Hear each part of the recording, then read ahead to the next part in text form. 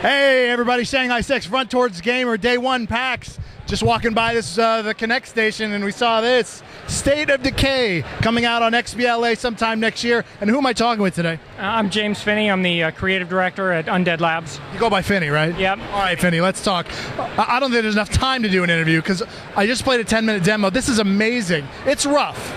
It's an alpha build. It's rough. But the scope, how many people are in Undead Labs? Undead Labs. It's about 20 of us. 20 people. But it's a very veteran team. You know, what we did was we recruited a bunch of people who we knew we could count on, who brought a depth of experience and let us really work efficiently. You know, I don't have to micromanage what people are doing. You know, I told you the lead gameplay guy on this signed combat on God of War. He's got a ton of experience in shooters and driving games as well.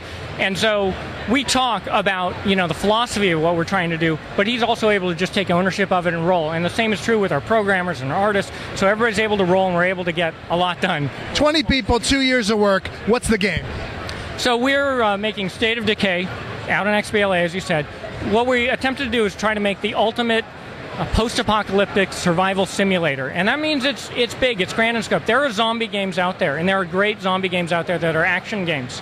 What we wanted to do was let you be put in that situation. The world has gone to hell. How are you going to survive? Not just for the next minute, not just for the next hour. And you know, we've got great melee combat, a lot of different weapons, guns, shooting, stealth, sneaking around, driving, running over zombies, which is a ton of fun. It's literally got everything.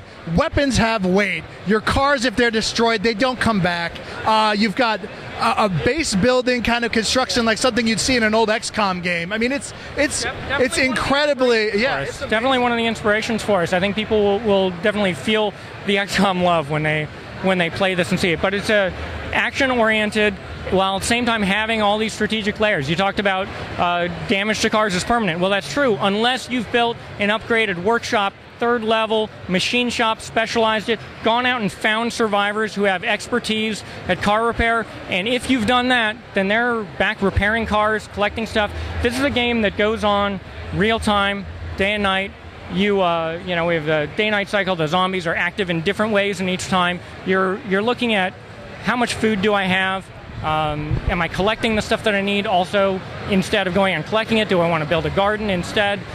Just the whole grand scope of long-term, how are we going to live in this world that's overrun with zombies?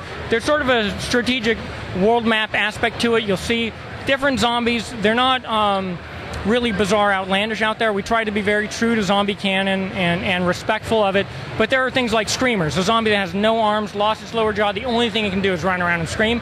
One of those ends up in a building. Its moans will attract zombies from all around, and what you'll find is parts of the town starting to get completely overrun. You'll see this as a big bloody stain on your map. If you've discovered it, and if you've seen that, then you know that if you don't clear that out, that means more hordes of zombies moving around. It means it's more dangerous. When you go out to collect food, you can do it yourself, but you also have a community of people, if you've rescued them. It's up to you whether you want to keep your community small, easy to maintain, whether you're going to go larger, try to save more people, try to bring in a wider skill set. When you go out and search for supplies, instead of bringing them home yourself, you can radio in and call somebody in to go take care of it, go grab it, and they'll just go do it. Now, depending on how you've left the world, if there are a lot of infestations, things like that, you might be more likely to get into trouble. Really what we've tried to do is simulate every aspect of the world so that it reacts to how you play. There's a storyline, there are specific characters that you meet, but more than that, there's this ability for you to choose how you're going to try to survive and have the world reflect that. I love that, like you were even saying, like, do you want to have a big community? You want to have a small community? Of course, most gamers, more is better. But in this case, because there's a day-night cycle, you have a certain amount of food. Yeah. And each day you use this many number of food. It's like, it's insane. This is the kind of game that I think that, like, DayZ, like, I'm sure, what kind of inspiration? Have you guys played that much? You know, different people, sort of different amounts. You know, the thing that's exciting to us about DayZ is, you know, I think they play fairly differently. But not only that, but technically you guys were kind of doing this before DayZ. It's true for anybody who thinks we were copying. You know, we announced the game publicly quite a while ago. But it's exciting to see how much people want that pure survival experience. You know, our game has permanent character death.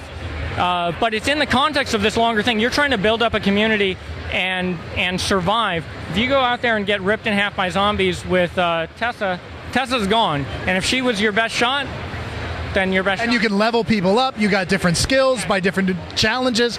It's crazy. And 15, I imagine 15 or 20 now. I know you can't talk about it, but XBLA. But it's not going to be an XBLA game. Yeah, it's not going to be. That's insane. So. And this is a big step forward for us. The next step after this is to build a full online world using this. Oh, wow. But right now our focus is this. We wanted to make sure we were making, even though it's going to be an online game, that there's no excuse for it not to be an amazing moment-to-moment experience. And so that's what we've been trying to build here. And what's the end state? You're building a community, but are you trying to cure whatever plague's going on, or what? So there's a specific storyline that you're trying to get to. It's focused on survival and it's focused on the sort of backstory of particular characters in the area. There's a little bit of mystery to it. I don't want to go into too many details. But what I'll say is whether or not the game ends at that point, when you sort of finish the main story, is up to you. You can continue to just try to survive and build your community. And then, as we move forward with DLC or, sort of future additions, we want you to be able to build on what you've done. Well, I'm impressed. I went by it. I was like, all right, yeah, another zombie game, whatever. But the scope that you guys are trying to address with this XBLA game of all things. I mean, you're used to 2D platformers, artsy kind of thing, and then this. I think you really got some there. So certainly absolutely appreciate your time. Shanghai 6 out.